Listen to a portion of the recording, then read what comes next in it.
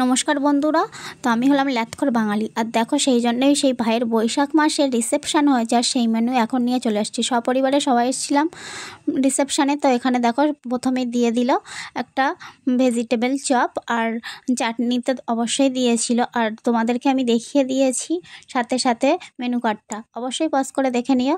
আর এখানে ছিল সাদা ভাত, মুড়োর ডাল, তার আগে ছিল চানা মশলা আর নান দিয়েছিল। তো খুবই গরম ছিল, গরমে একদমই ভালো লাগছিল না, খুব কষ্ট হচ্ছিল। তারপরে তো দিয়ে দিল দই কাতলা, দেন তারপর দিয়ে দিল ফ্রায়েড রাইস, আর আজকের শো স্টপার ছিল চিকেন কষা।